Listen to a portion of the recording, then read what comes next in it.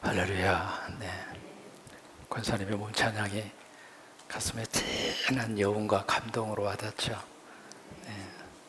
감사한 마음을 담아서 우리 박수 한번 다시 하시겠습니다.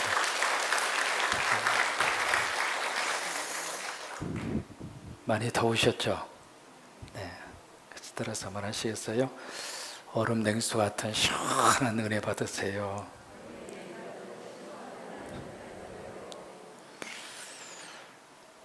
질문을 한번 해보겠습니다. 여러분은 스스로를 강자라고 생각하세요? 아니면 약자라고 생각하세요? 손을 한번 들어볼까요?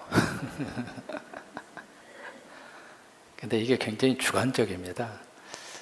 나는 강자라고 생각하는데 저쪽은 네가 무슨 강자야, 약자지, 그렇게도 이야기할 수 있고, 나는 약자로 생각하는데 상대는 당신이 무슨 약자야, 강자지, 그렇게도 생각할 수 있고.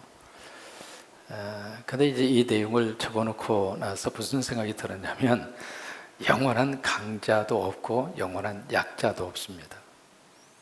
지금은 강자지만은 내일 약자로 바뀌어질 수도 있고요.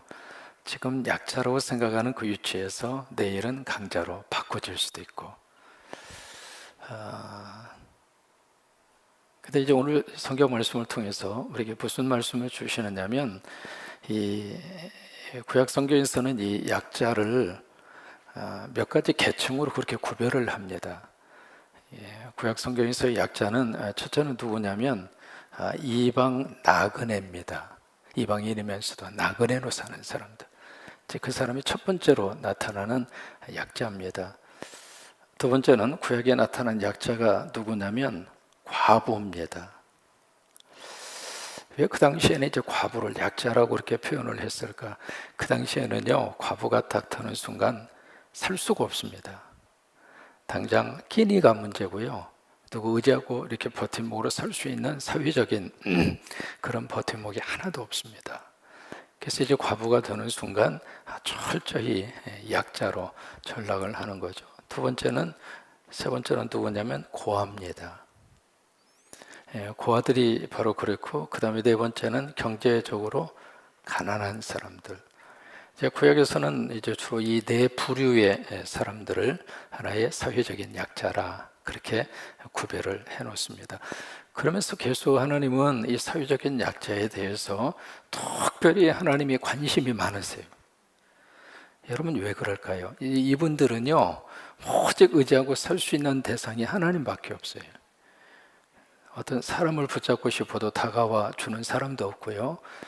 이분들에게 어떤 도움의 손길을 펼쳐주는 사람이 거의 없었던 시대적인 상황 속에서 오로지 이분들은 그저 하나님 의지하고 사는 거예요. 하나님 붙잡고 사는 사람들. 그러니까 특별히 하나님이 이 사회적인 약자들에 대해서 깊은 관심과 그리고 배려를 우리에게 요구를 하고 있습니다. 그러면서 이제 특별히 이 약자들에 대해서 뭐라고 오늘 말씀을 하시는가? 바로 배려하라고 하는 거예요. 배려. 혹시 여러분 그거 아십니까? 지는 가위바위보 게임 아세요? 가위바위보라고 하는 이 게임을 하는데 항상 져주는 거예요. 근데 그 지는 가위바위보 게임이 어디에서 시작이 됐느냐면 아들이 하나 있었습니다. 근데 그 아들이 무슨 사고로 손가락이 다 절단이 됐어요. 그래서 그 아이하고 아빠하고 가위바위보 게임을 해요. 게임을 하는데 아버지가 그 아이하고 가위바위보 게임을 하면서 계속 가위만 내줘요. 그러면 이 아이는 손가락이 없으니까 탁 내밀면 뭐가 될까요? 주먹이 돼요. 거기에서 연유가 된 것이 지는 가위바위보 게임이에요. 이게 아버지 입장으로서 그 아들을 배려한 거죠. 여러분 이것이 배려라고 하는 이 단어가 가지고 있는 하나의 출발입니다. 내 입장이 아니라 상대 입장에서 상대의 처지를 생각해 주면서 행동하는 거. 그게 이제 배려입니다. 저는 이제 전방에서 군대 생활했기 때문에 겨울이 되면 굉장히 춥습니다. 이 더운 날은 추운 이야기를 해야 조금 시원하잖아요. 엄청나게 좋습니다. 자고 일어나면은요, 눈이 여기까지 쌓입니다. 제가 있었던 장소가 바로 그 유명한 오성산, 대성산, 접근산. 한국에서 겨울이 되면 이제 지역마다 몇 도, 영하 몇 도, 몇 도 이야기를 할 때 가장 많이 나오는 지역이 그 접근산, 오성산. 오성산은 북한 쪽으로 넘어갔습니다. 이쪽 대성산 그쪽이 나오거든요. 그만큼 추웠어요. 여러분 좀 추위를 좀 느끼시기 바랍니다. 너무 추워가지고 오도들 떨 정도로 자고 일어나면 눈이 수북이 쌓여가지고 아침만 되면 그거 다 눈 쓸고 제설 작업 하느라고 보통 고생이 아니었습니다. 그때 이거 전방 부대에 일병이 들어와서 이제 자기 옷을 빨아야 되는데 냇가에서 무슨 수돗물이 어디가 있어요? 냇가에서 이제 막 빨래를 하는데 손이 얼어가지고 너무 손이 얼어서 막 추워서 덜덜 떨고 있는 모습을 누가 봤느냐면 소대장이 본 겁니다. 이 소대장이 보면서 그 이등병에게 그렇게 이야기합니다. 여봐, 주사장이 가서 말해 뜨거운 물 좀 갖다가 손 좀 녹이면서 빨래를 하라고. 그래서 이 병이 소대장이 말씀을 하시니까 주사장으로 막 달려가세요. 달려가서 물 좀 주세요. 뜨거운 물 주세요. 그러니까 군기 빠졌다고 조인트를 까는 거예요. 이병 주제에 무슨 놈의 뜨거운 물을 여기 와서 달라고 그러냐고 혼만 난 거죠. 근데 이제 똑같은 모습을 누가 봤느냐면 선임 하사가 봤어요. 선임 하사가 보면서 그 이병에게 뭐라고 이야기하느냐면 이병 주사장에 가서 나 세수 좀 하게 뜨거운 물 좀 가지고 와. 그러니까 이병이 막 달려가서 누구 이야기를 했을까요? 선임 하사 이야기를 한 거예요. 선임 하사님이 뜨거운 물 좀 가져오시라고 했다고. 그러니까 줬을까요? 안 줬을까요? 줬죠. 선임 하사 명령이니까. 그래서 뜨거운 물을 딱 가지고 오니까 이 선임 하사가 그 김이병에게 딱 주면서 이걸로 손 좀 녹여가면서 빨래해. 도움이 될 거야. 그리고 가는 거예요. 여러분 소대장하고 선임 하사하고 누가 배려한 겁니까? 선임 하사가 배려한 거죠. 이게 배려는 내 위치에서 뭔가 생각해 주는 척 하면서 하는 것이 배려가 아니라 그 사람의 입장으로 철저히 내가 다가서 주는 거예요. 그게 이제 배려라고 하는 거예요. 어느 교회에서 무슨 일이 있었느냐면 가족 찬양 대회가 있었습니다. 그래서 이제 가족들이 일어나서 막 찬양을 하는데 김질사 가지고 와서 찬양 대회를 막 하는 거예요. 찬양을. 그래서 찬양을 하는데 거기에 이제 자기 부인 집사도 있고 아이들도 있고 같이 가족이 찬양을 하는데 유독 그 남편 김집사님만 가사가 틀려. 그러니까 가사가 틀리니까 성도들이 그 찬양을 듣다가 킥킥대면서 막 웃는 거예요. 웃는데 자기 남편 가사 틀린 것을 부인도 알고 애들도 알잖아요. 그러니까 찬양 부르면서 막 눈을 흘기면서 도대체 말이야 가장이 돼가지고 찬송과 가사도 틀리고 말이야. 그러니까 여기 가족들의 눈초리도 그러고 성도들도 막 칼칼대고 웃으니까 창피하기도 하고 얼굴이 홍당무가 된 거예요. 그래서 이제 끝나고 자리에 딱 가서 앉았는데 고개를 못 드는 거예요. 근데 그 다음 자리가 누가 됐느냐면 목사님 가족의 찬양을 할 시간이에요.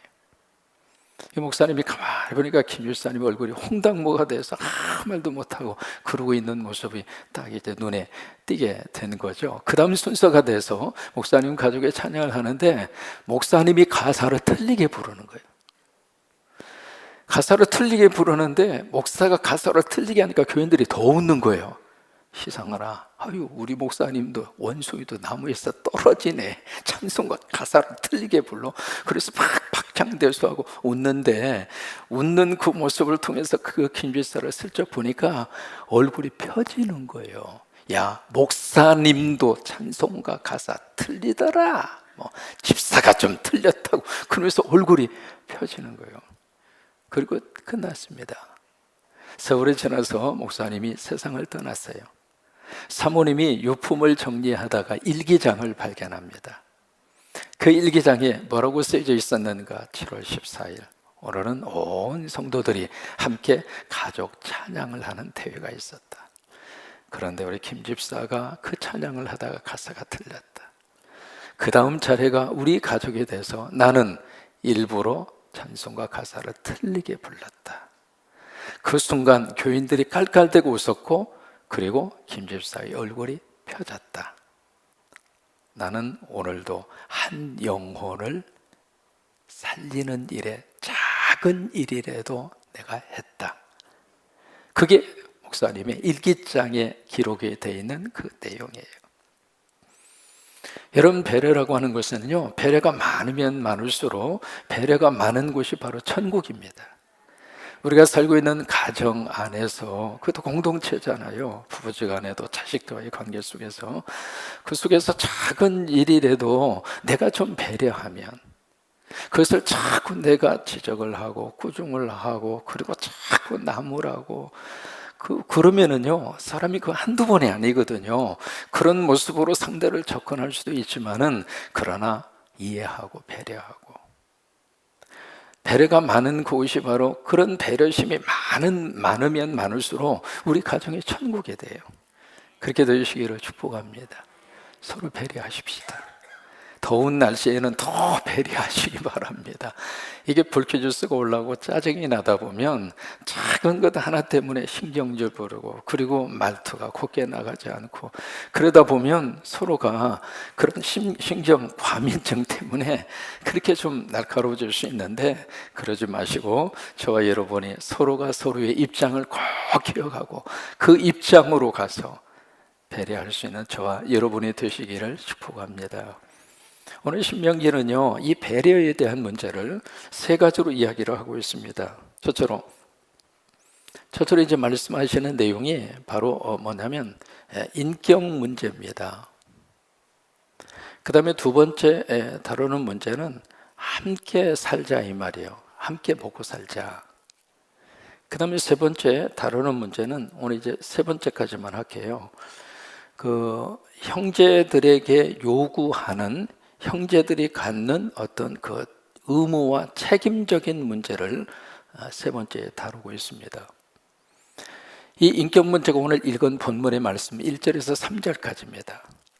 어떤 시비가 벌어졌어요. 어떤 논쟁거리가 생겨서 재판장에 가서 재판을 받습니다. 그래서 이제 옳고 그름을 판단을 해주어라, 그거예요. 그래서 이 사람이 뭔가 이제 잘못한 일이 있어서 잘못에 대한 벌로 태형을 맞게 됐어요. 다시 말해서 곤장을 맞게 됐다, 그 말이에요.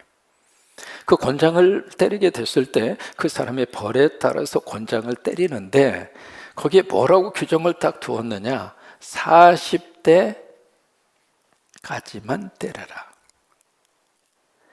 정확하게 40대입니다. 그러니까 40대 이상은 어떤 일이 있어도 곤장을 치지 말라.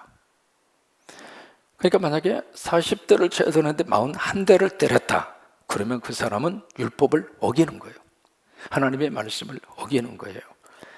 그러니까 아무리 이 사람이 죄가 많다 하더라도, 만약에 이것을 곤장을 통해서 그에게 체벌을 가하고, 그리고 그 재판관이 벌을 그에게 언도할 때에 40대 이상은 어떤 경우가 있어도 태형을 가하지 말아라. 두 가지 의미가 있습니다. 첫째로 40대 이상 때리는 것은 사형입니다. 만약에 사형이라고 딱 판결이 나면 40대 이상을 때립니다. 다시 말해서 죽을 때까지 때린다, 이 말이에요. 그 경우에는 사형이에요. 사형 언도가 떨어졌을 때에는 바로 40대 이상을 쳐서 그가 죽게 하는 거고요. 그 다음에 사형을 언도하지 않는 사람이라면 태형을 가했을 때 어떤 일이 있어도 40대 이상을 넘어가지 말으라고 해요.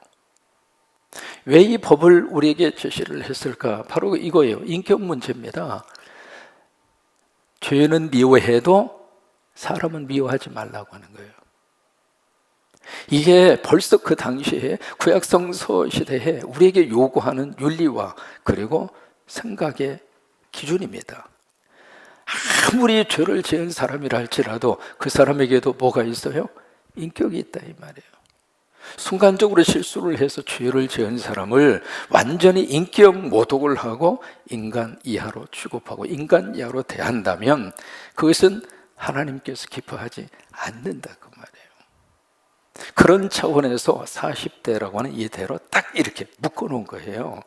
근데 고린도서에 보시면은 사도 바울이 쭉 사역을 하다가 그 이야기를 합니다. 뭐냐면 39대 이야기가 나옵니다. 39대를 몇 번 맞았느냐면 5번 맞았다고 고백합니다. 39번의 이 태형을 5번을 당했다 그거예요. 여러분 말이 그렇죠. 엎드려 놓고 엉덩이에 39번을 그냥 때리는 게 아니거든요. 그것을 5번이나 사도 바울이 맞았다 그렇게 고린도서에서 기록을 하고 있는데, 그러면 왜 40대를 때려야지 왜 39대만 때렸을까? 왜 그랬을 것 같아요? 사도 바울을 봐줘서 한 대 덜 때렸을까? 왜 그랬을 것 같아요? 이 사람이 정신없이 막 때리다가 만약에 41대를 때리잖아요. 그러면 그 사람은 하나님 앞에 계명을 어기는 죄를 범해요. 그래서 그런 실수를 하지 않기 위해서 일부러 한 대 덜 때리는 거예요. 바울을 생각해서 39대 때린 게 아닙니다. 자신을 생각해서 39대를 때린 거예요. 그러니까 이 첫 번째 이 내용에서 아무리 죄를 범한 사람이라 할지라도 그 사람의 인격까지 모독하지 말라 그 말이에요. 이것이 첫 번째 배려에 대한 말씀의 내용입니다. 두 번째는 함께하라 그 말인데 4절에 보시면은요, 소에다가 여기 이제 그 4절에 그렇게 말씀을 하시고 있죠. 곡식을 떠는 소. 이 곡식을 떤다는 이야기는 그 당시에는 이제 곡식을 맷돌 같은 데 놓고 이 소가 거기에 멍에를 해서 이렇게 빙글빙글 돌잖아요. 그래서 맷돌을 갈기도 하고 그런 것을 소가 다 했단 말이죠. 그런 곡식을 추수하고 곡식을 지금 수확하는 그 일을 하고 있는 그 소에게 여기 망이라고 하는 것은 입에 재갈을 물리지 말라 그 말이에요. 혹시 기억하세요? 혹시 시골에서 사신 분들은 기억하실 거예요. 소 입에다가 씌우는 거 있잖아요. 아시는 분만 2번 끄떡끄떡. 잘 모르시면 인터넷으로 한번 서치해 보세요. 입에다가 이걸 망을 씌워서 그것을 먹지 못하도록 하는 거거든요. 근데 그렇게 하지 말라고 하는 거예요. 그러면 이 말씀이 과연 소를 생각해서 이 말씀을 주시고 있는 것인가? 그게 아닙니다. 이 말씀을 고린도서에서 똑같이 인용을 합니다. 인용을 하면서 뭐라고 말씀을 하시는가? 하나님이 소를 생각해서 이 말씀을 주셨는가? 그렇게 물어요. 아니라 그 말이에요. 그러니까 이것은 함께 먹고 살라 그 말이에요. 추수를 해서 같이 곡식을 지금 이렇게 모으고 있는데 그 일을 하고 있는 소도 좀 먹고 주인도 먹고 같이 먹으라 그거예요.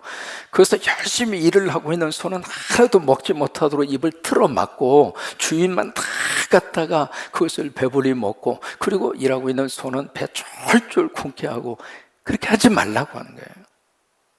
일하는 소도 먹고 그 소를 부리는 주인도 먹고 그러라 이 말이에요. 그러니까 이게요, 지금 오늘날 우리가 여러분들이 가게를 하시든 회사를 운영하시든지 어떤 경영자 입장에서 하시는 분들이 분명히 계실 거예요. 여러분 밑에 수하에 종업원들이 분명히 있을 겁니다.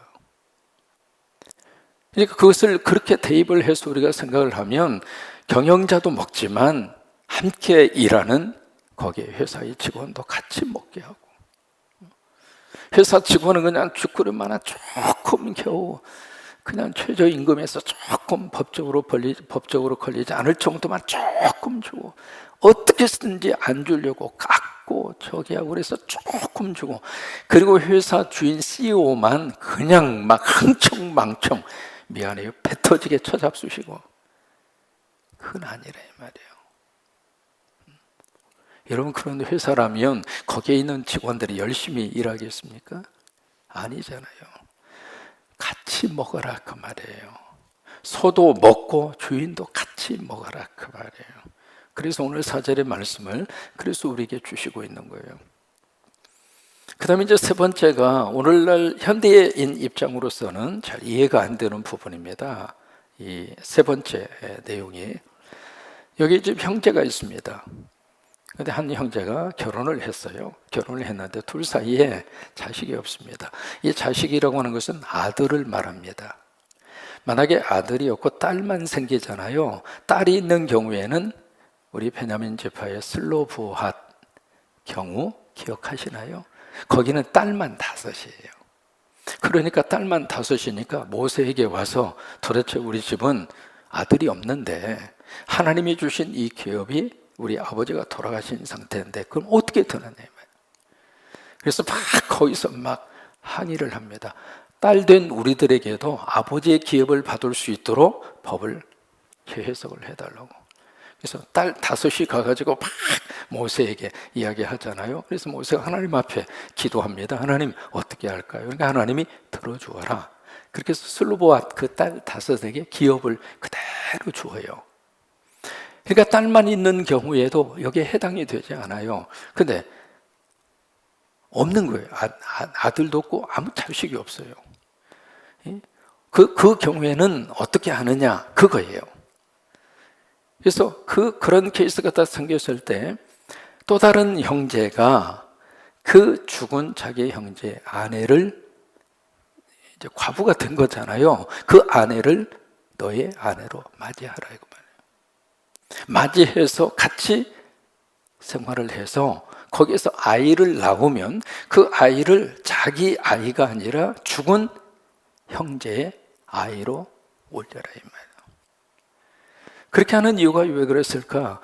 이제 이게 바로 뭐냐면 대가 끊기지 않도록 그 일을 하라 그 말이에요.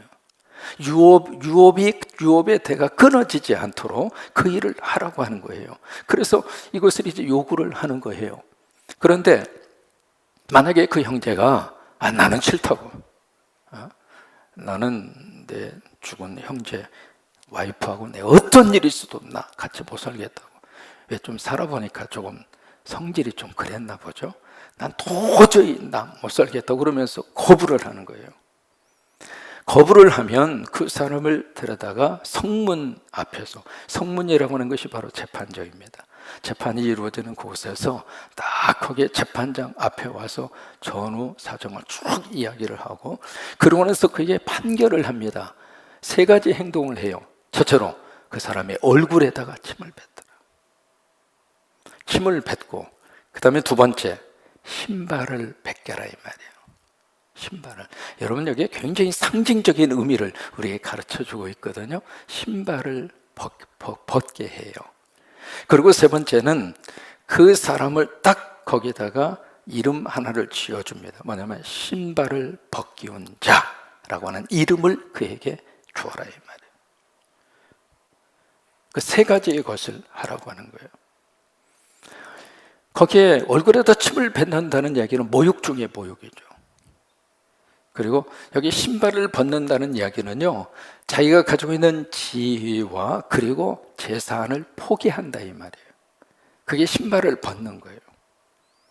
그리고 계속해서 당신은 신발을 벗은 자요 라고 하는 그 이름이 죽을 때까지 따라다니는 거예요. 여러분 혹시 주홍글 씨라고 하는 소설 기억하십니까? 그런 것처럼 얼굴에다 침을 뱉는 것은 한 번이지만은 신발을 벗은 자라고 하는 이 말은 계속 그 사람에게 주홍골 씨처럼 따라다니는 거예요. 그 내용이 어디에서 나오느냐면 룻기에 나와요. 룻기. 여러분 룻기라고 성경 아시잖아요. 룻기라고 하는 성경 속에 이 사상이 거기에 쭉 배어져 있는 성경입니다. 거기 이제 남편이었던 엘리멜렉 세상 먼저 떠나잖아요.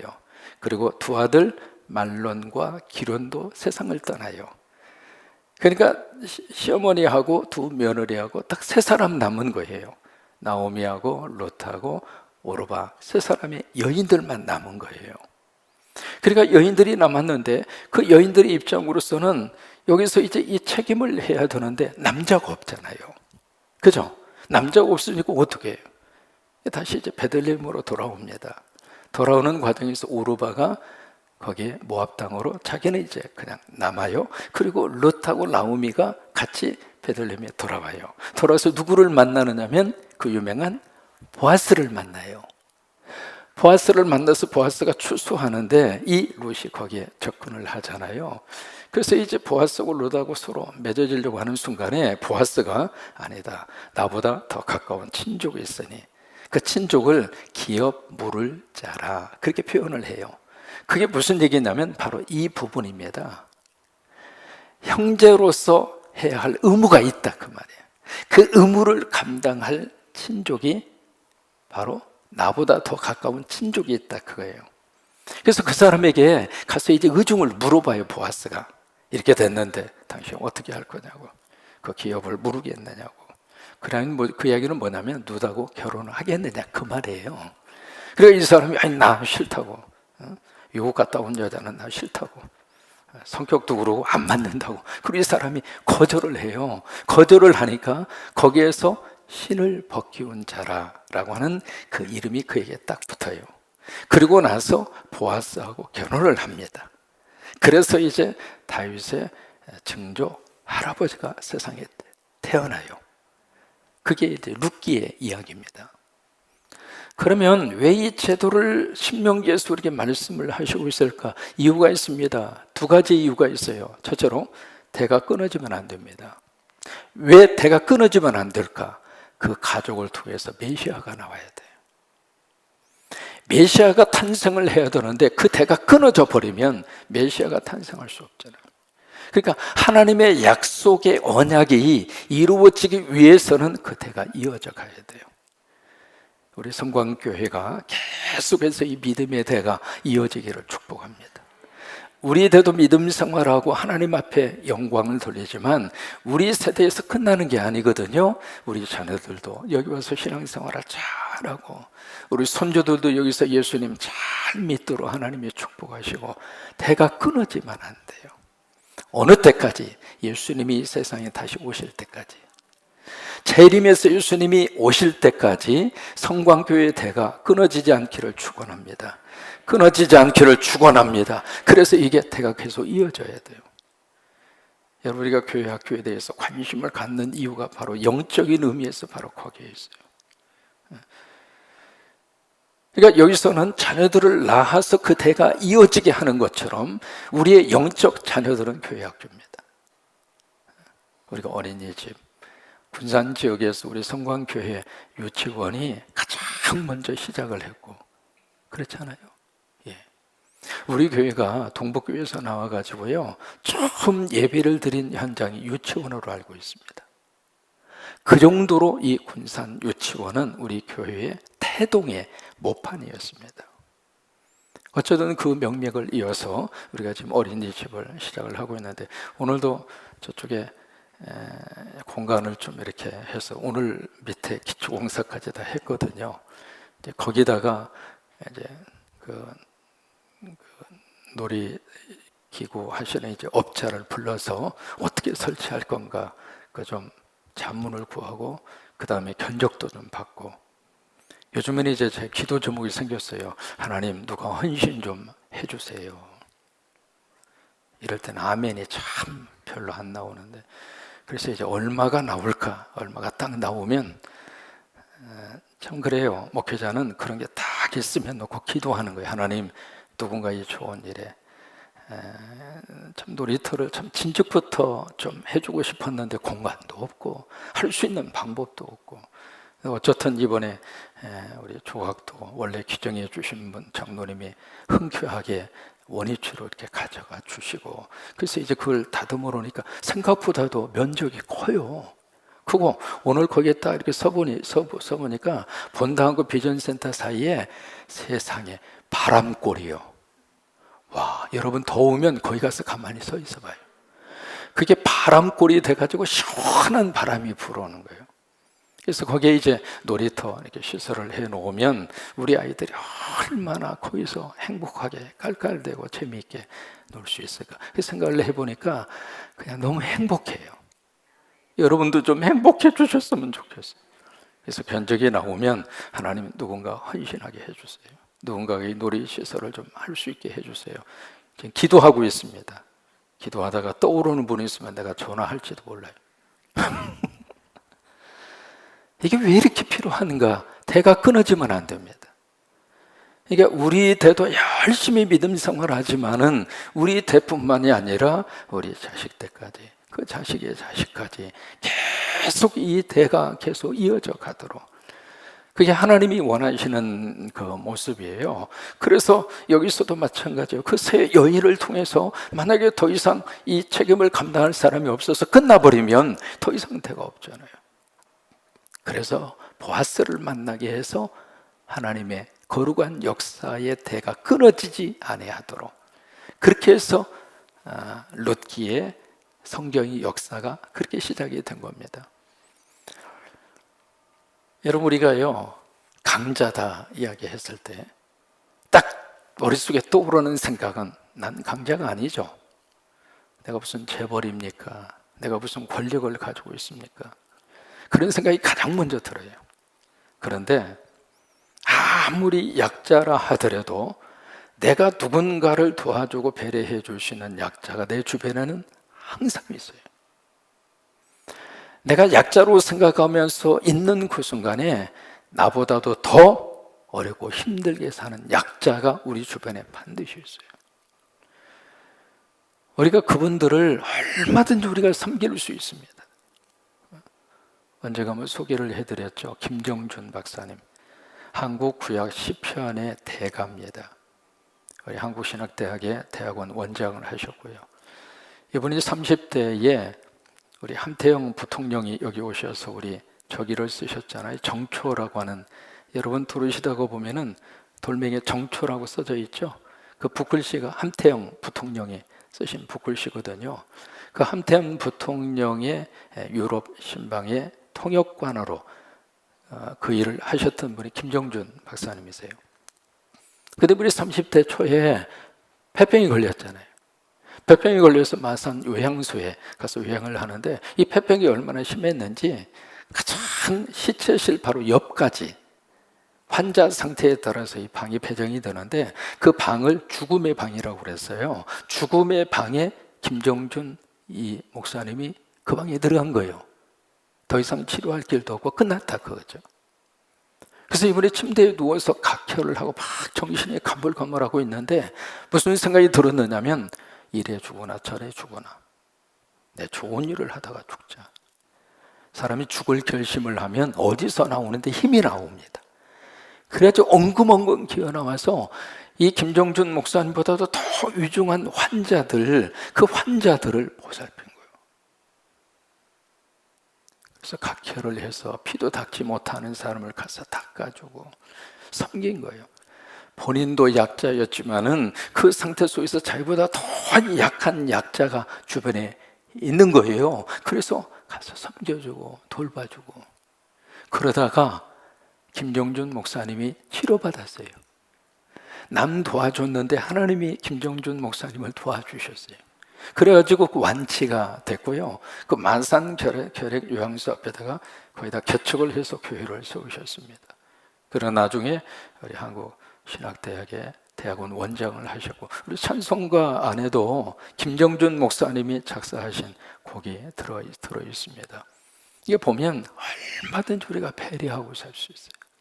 특별히 사회적으로 어려운 사람들, 약자들, 그들을 향해서 마음을 열고 또 주머니를 열고, 아멘, 손을 열고. 우리 여신도 회장님 어디 계세요? 회장님, 로비에서 아까 옥수수 파셨는데 옥수수 다 팔았습니까? 좀 남았습니까? 완판 아니면 좀 남았어요? 옥수수? 남았어요? 예. 안 사신 분은 가실 때 꼭 사가지고 가세요. 왜냐하면 그 옥수수를 원병희 목사님이라고 우리가 성교협력관계 속에 있는 목사님이 직접 농사지어서, 시골에 있는 교회입니다. 농사지어가지고 그분이 오늘 땀을 펄펄 흘리면서 그걸 따가지고 와서 실어다가 지금 로비에 갖다 놓은 거거든요. 그 한 포에 10,000원. 그 하나 사주는 것도 배려예요. 어려운 농어촌 교회, 우리가 배려하고 도와주는 거예요. 우리 주변에 얼마든지 성광교회가 약자들을 많이 돌보고 배려하는 그런 교회로 더 많이 쓰임받게 되기를 바라고, 우리 성도 여러분들도 이 어렵고 힘들게 사는 약자들을 향해서 더 많이 배려하고 그렇게 손을 잡아주고 그렇게 할 수 있는 여러분이 될 수 있게 되기를 축복합니다. 어머니 한 분이 아이를 얻고 편의점에 들어왔습니다. 딱 보아하니까 그 아이가 벌써 우유를 먹은 지가 오래됐어요. 훌다 피곤해서 지쳐있는 모습으로 엄마 뒤에 아이가 엎여 있습니다. 엄마가 이 편의점에 오셔가지고 분유를 사는 거예요. 분유 한 통을 딱 들어서 계산답에 딱 놓으면서 얼마예요? 그런데 18,000원이에요. 근데 돈을 내려고 딱 하는데 보니까 고깃국이란 딱 10,000원짜리 한 장이에요. 그러니까 18,000이라고 하는 말을 딱 듣고 이 엄마가 그럼 안 되겠네요. 그러면서 뒤돌았어요. 뒤돌아서 딱 가려고 하는 그 엄마의 뒷모습과 아기를 보면서 그 편의점의 그 주인이 일부러 분유통을 땅에 떨어뜨립니다. 이게 쿵 하고 떨어진 거죠. 떨어져서 약간 찌그러졌어요. 그러니까 그 아이를 업고 있는 엄마를 불러요. 잠깐 나 좀 보자고. 이게 찌그러진 것은 반값으로 판다고. 그래서 그 분유를 주고 10,000원을 받고 18,000원에서 반절이면 얼마죠? 9,000원인가요? 1,000원짜리를 내주는 거예요. 이거 가지고 와서 아이를 먹이라고. 그 엄마는 그 분유를 가져와서 그 아이를 먹였겠죠. 그 편의점 가게 주인의 배려가 한 생명을 살린 거죠. 편의점 주인은 9,000원 손해봤을까요? 손해봤죠. 그러나 행복을 얻었죠. 9,000원보다 더 좋은 행복과 삶의 기쁨을 누렸죠. 그래요. 우리 주변 속에 약자들이 있습니다. 그들을 지나칠 수도 있지만은 우리가 배려하고 그들의 손을 잡아주고 멋진 믿음의 공동체를 일구어가는 성광교회와 성도 여러분 되시기를 주의 이름으로 축원합니다. 아멘.